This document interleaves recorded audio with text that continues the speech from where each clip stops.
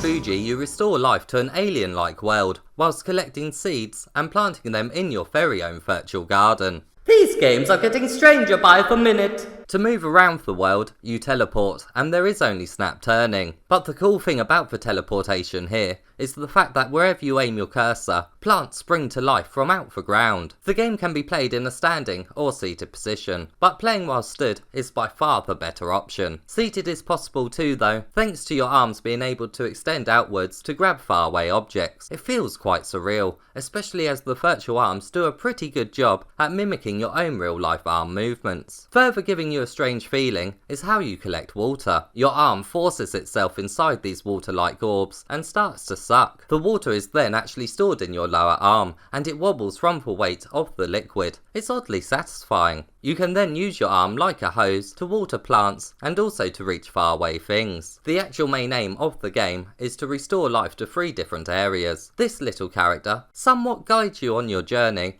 although don't expect a whole lot of help from him, as most of the time you are left to figure out how to proceed by yourself. And this is actually what makes the game so great, as it forces you to experiment with different ways of interaction. You can grab, slap, and pull, and you never fully know how the vegetation is going to react to it. Everything really does look alien-like, so when you come across a new type of plant, which this game really doesn't have a shortage of, it always piques your curiosity. You do have to interact with these plants too, as quite often an area is not enterable due to it being dark. Interacting with the plants in a certain way forces restoration power stars out of them, and they start to fill up a triangle-topped plant. When this triangle is fully powered up, you can touch it to make the darkened area become light again. The transformation is pleasing on the eyes. Not only does darkness block off areas, but doors do too. These must be unlocked by inserting glowing light orbs into them. These can simply be found throughout each area, or can be picked from healthy plants. To make transporting them easier, you have an inventory system that you can open up at any time. It's very fluid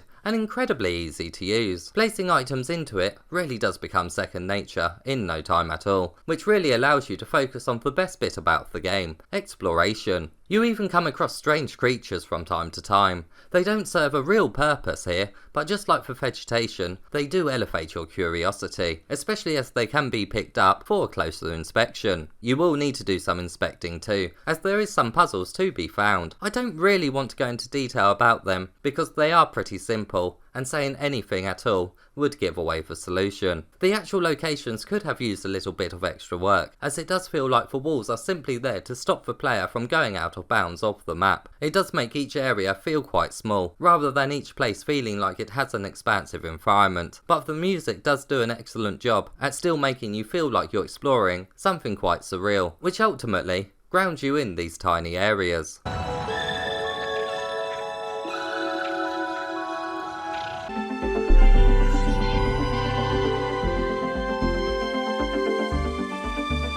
The game absolutely entices you to interact with things with your virtual hands, even on the boat ride to one of the game's main areas. If you stick your hands out, they will glow in the passing wind, and stars will flow from them. It really does appeal to your more playful nature. Passing wind? Well, I suppose if you don't like a game, at least you're polite about it.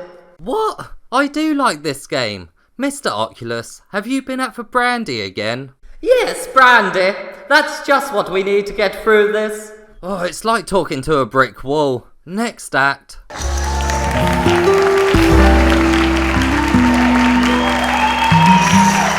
In the 3 main locations are seeds and wind chimes waiting to be found. These basically serve as the game's collectibles, but the seeds do have a use, as they can be placed in your inventory and then taken back to the main hub world, which is basically your very own virtual garden. You simply chuck the seeds into some dirt, water them, and then they will grow over time. When they have fully grown, they will reward you with a glowing orb. These can then be spent on more seeds or flower pots. The pots give you even more freedom when it comes to placing plants in any location you want. The garden actually expands a little bit more too, as you progress through the game, as new parts are unlocked. You are going to have to be more of the creative type to get the most out of this part of the game, as there isn't really a main aim to work towards here, but seeing what each seed actually turns into is a bit of fun. Well, it's obvious, isn't it? The outcome of a seed will either be a baby boy or girl.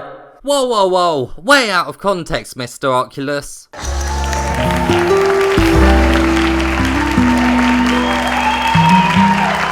One of the main appeals of VR is to transport us to worlds that we could only dream of, and this game does just that. Not only does it succeed in making you want to explore every nook and cranny of each area, but interaction wise it also hooks you in, as you never quite know how things are going to react to you. It really does feel like you're exploring an alien planet, but in a relaxing way, as you never feel threatened. This game may not be for everyone, especially for the gardening side, but I'm sure everyone will appreciate the interaction in this game, especially if they are new to VR. And I must admit, even after playing over 200 VR games, I still found myself immersed throughout. Who on earth would want to feel the sensation of drowning?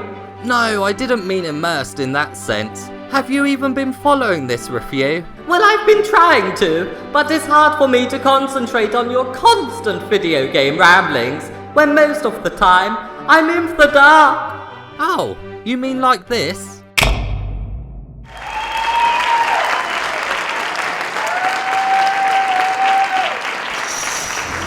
Mr.